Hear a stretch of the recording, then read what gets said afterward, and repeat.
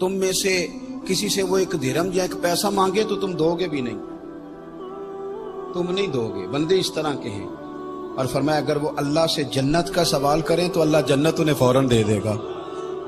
اب میں یہاں رک گیا. جب میں نے یہ حدیث پڑھی نا، یہ طبرانی کی حدیث ہے، میں نے جب یہ حدیث پڑھی تو میں رک گیا. میں نے کہا یہ کیا بات ہو کہ اگر وہ مانگے، وہ اتنے بے نیاز ہے کہ جنت بھی نہیں مانگ رہے.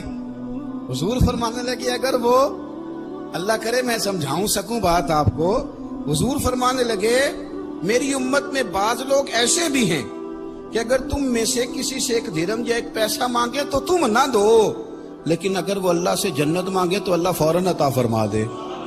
اس کا مطلب ہے کہ وہ بڑے بے نیاز ہیں، بڑے بے نیاز ہیں. وہ حضرت رابعہ بصریہ کہتی تھی نا، میں جنت کے لیے نمازیں نہیں پڑھتی، میں تو رب کی رضا کے لیے پڑھتی. ہاں وہ کہا تھا اقبال نے، کہنے لگے واعظ کمال ترک سے ملتی ہے یا مراد، دنیا جو چھوڑ دی ہے تو چل عقبہ بھی چھوڑ دے.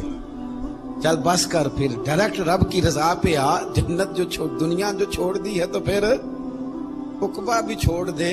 چلے معذرت کے ساتھ ہی صحیح، لیکن دنیا جو چھوڑ دی ہے تو پھر عقبہ بھی چھوڑ دے. اور میرے رسول کریم صلی اللہ علیہ وسلم نے فرمایا اگر اس سے دنیا کا سوال کریں تو انہیں نہ دے گا. اور ان سے دنیا اس لیے روکی گئی ہے، یعنی وہ دنیا اللہ کے نزدیک حقیر ہے. بس فقط دو چادروں والے اگر اللہ پر قسم کھا لے تو اللہ ان کی قسم ضرور پوری کرتا ہے. فرمایا اللہ کی نظر میں اگر دنیا کی مال کی کوئی اہمیت ہوتی تو اللہ انہیں مال ضرور عطا کرتا، لیکن اللہ کی نظر میں اس مال کی کوئی حیثیت، چھپ کے پیچھے رہ کے پیچھے بیٹھ. میں کہا کرتا ہوں حضور صحابہ کی تعریفیں کرتے تھے، کبھی صحابہ نے بھی اپنی کی ہے؟ دیکھو نا، نبی پاک صلی اللہ علیہ وسلم نے فرمایا یہ میرا ابو بکر ہے. کیا خوبصورت لفظ ہے. حضور فرمانے لگے میں نے جس پر بھی دین پیش کیا نا اس نے دلیل مانگی. میرے رسول کریم صلی اللہ تعالی علیہ وآلہ وسلم نے فرمایا میں نے جس کے سامنے دین پیش کیا اس نے دلیل مانگی، یہ میرا ابو بکر ہے. میں نے اس کے سامنے دین پیش کیا، اس نے دلیل مانگی کوئی نہیں، اس نے دلیل مانگی کوئی نہیں، اس نے میں نے پیش کیا، یہ فوراً کلمہ پڑھ کے مسلمان ہو گئے. اور حضور فرمانے لگے میں نے سب کی نیکیوں کا بدلہ دے دیا ہے، ابو بکر کا میں نے دیا نہیں. قیامت میں اس کا بازو تھام کے اللہ کی بارگاہ میں لے جاؤں اور کہوں گا یا اللہ تو ہی اسے بدلہ دے. حضور ساری زندگی فرماتے رہے ابو بکر نے بڑی نیکی کی، بڑی نیکی کی. کوئی کچھی بات بھی نکال کے دکھا سکتا ہے کہ کبھی ممبر پہ کھڑے ہو کہ حضرت صدیق اکبر نے بھی کہا میں نے بڑی نوکری کی. یہاں تو مصیبت بن گئی ہے.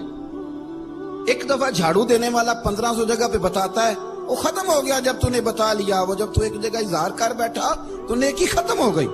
جب نیکی بتا دی جائے، سنا دی جائے، پھر کوئی نیکی رہتی ہے؟ وہ تو ختم ہو گئی صاحب.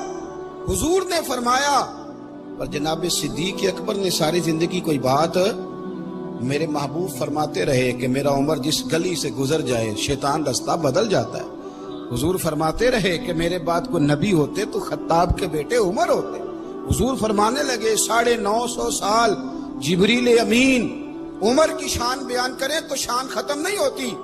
حضور فرماتے رہے، لیکن عمر ساری زندگی یہی کہتے رہے او لوگو میں تو اونٹ چرانے والے کا بیٹا ہوں، میں تو اونٹ چرانے والے کا بیٹا، میں تو اونٹ چرانے والے کا بیٹا، میں تو اونٹ چرانے والے کا بیٹا ہوں. یہ تو مہربانی کر دی، مختصر سی میری کہانی ہے، یہ جو بھی ہے ان کی مہربانی ہے.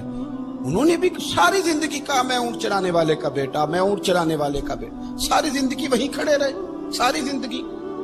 میں نے ایک دفعہ اپنے صاحب رحمۃ اللہ علیہ سے پوچھا، میں نے کہا حضور یہ قرآن میں خوف کا بھی لفظ آیا اور خشیت کا بھی آیا، تو اس میں فرق کیا ہے؟ ہم معنی ہے یہ لغت میں، ایک تو معنی اہل زبان کریں گے اور ایک معنی اہل نظر کریں گے، کیونکہ لفظ تاثیر سے بنتے ہیں تلفظ سے نہیں.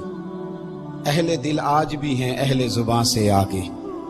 تو میں نے کہا حضور صوفیاء میں بھی کوئی معنی ہے؟ تو فرمانے لگے بالکل ہے. میں نے کہا دلیل؟ کہنے لگے حضرت عارف رومی نے لکھا ہے، عارف رومی نے لکھا ہے کہ یہ جو خوف ہوتا ہے یہ گناہوں کا ہوتا ہے. میں نے غلطیاں کی ہیں تو کہیں میرا رب ناراض نہ ہو جائے.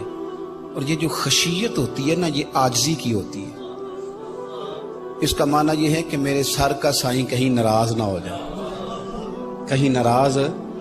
حضرت رومی نے مثال دی ہے، وہ کہتے ہیں ایک بادشاہ کے پاس نا دروازے پہ ایک عورت مانگنے آئی، فقیر نہیں، بادشاہ کو پسند آ گئی، اس نے نکاح کر لیا۔ ابھی سویرے فقیر تھی، شام کو ملکہ بن گئی، منٹ لگا۔ صبح فقیر تھی، مانگ رہی تھی، ہاتھ پھیلا رہی تھی، شام کو ملکہ بن گئی۔ بڑا اعزاز دیا بادشاہ نے، بڑا نوازا، 20 کنیزیں، کام کرنے والی، مال دولت سارا کچھ۔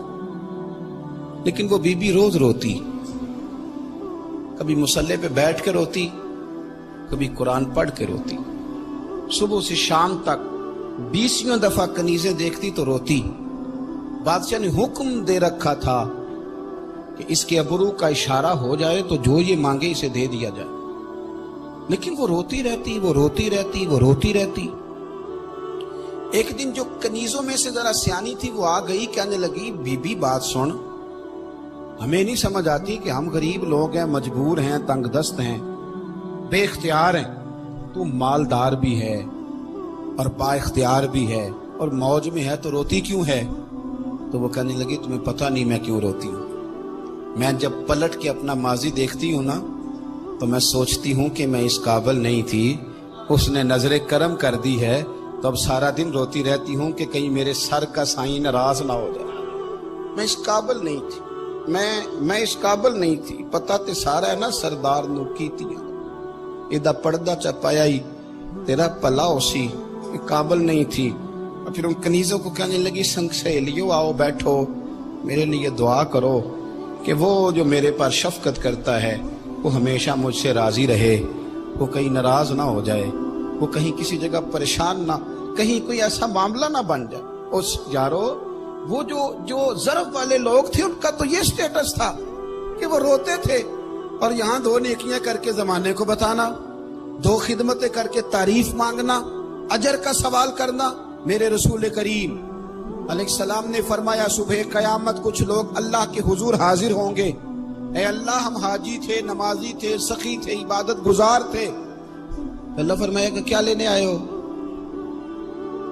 کہ اللہ وہ مسجد بنائی، مدرسے میں تعاون کیا، فلاں شیخ کی نوکری کی، فلاں جگہ گئے، جلسہ کرایا، محفل کرائی، سرائے بنایا اور صاف پانی کا کنواں لگوایا، اور جناب ہم نے وہ فلانے کی۔ تو اللہ فرمائے گا میرے لیے تھوڑی کی تھی، جاؤ جن کو دکھانے کے لیے کی تھی ان سے جا کے اجر مانگو۔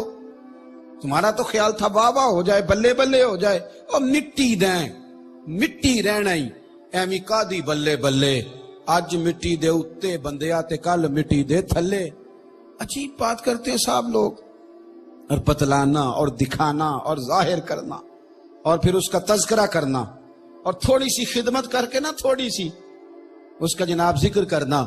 میں 4 اجتماعات میں شریک ہوا ایک دن، یہ بھی 1 آدھ دن پہلے، تھوڑا بیمار ہوں، زیادہ نہیں کام کر سکتا، تو مشقت خاصی کرنی پڑی۔ ایک ساتھی نے بھی مجھے کہا کہ ماشاءاللہ کل بڑی ہمت دیکھی آپ کی، دوسرے نے بھی کہا، تیسرے نے بھی کہا، پھر جب چوتھے نے تو کہا، میں نے کہا یار بس کر دو، نہ کہو اتنی دفعہ، ہاں کر لی تو کیا ہو گیا، حد ہو گئی ہے۔ اگر تم ہمارے گناہ گنو اور پھر ہمارا کام گنو تو ہمیں مشورہ دو گے کہ تھوڑی اور محنت کیا کرو، پر یہ تے پتہ سارا ہے نا سردار نو کیتیاں دا، ساڈا پردہ چپایا ہی تیرا پلا ہو سی۔ اپنی زندگی میں نا یہ اس سے باہر آ جائیں، میں جانا جاؤں، میں پہچانا جاؤں۔ کدھر گئے جو بڑے جانے جاتے تھے؟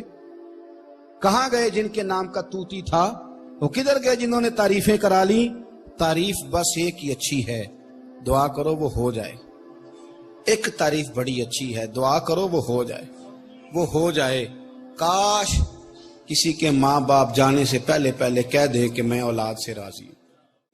تم میں سے کسی سے وہ 1 درہم یا 1 پیسہ مانگے تو تم دو گے بھی نہیں، تم نہیں دو گے۔ بندے اس طرح کے ہیں۔ اور فرمایا اگر وہ اللہ سے جنت کا سوال کریں تو اللہ جنت انہیں فوراً دے دے گا۔ اب میں یہاں رک گیا، جب میں نے یہ حدیث پڑھی نا، یہ طبرانی کی حدیث ہے، میں نے جب یہ حدیث پڑھی تو میں رک گیا، میں نے کہا یہ کیا بات ہو کہ اگر وہ مانگے، وہ اتنے بے نیاز ہیں کہ جنت بھی نہیں مانگ رہے، حضور فرمانے لگے اگر وہ، اللہ کرے میں سمجھاؤں سکوں بات آپ کو، حضور فرمانے لگے میری امت میں بعض لوگ ایسے بھی ہیں کہ اگر تم میں سے کسی سے ایک درہم یا ایک پیسہ مانگے تو تم نہ دو، لیکن اگر وہ اللہ سے جنت مانگے تو اللہ فوراً عطا فرما دے۔ اس کا مطلب ہے کہ وہ بڑے بے نیاز ہیں، بڑے بے نیاز ہیں۔ وہ حضرت رابعہ بصریہ کہتی تھی نا، میں جنت کے لیے نمازیں نہیں پڑھتی، میں تو رب کی رضا کے لیے پڑھتی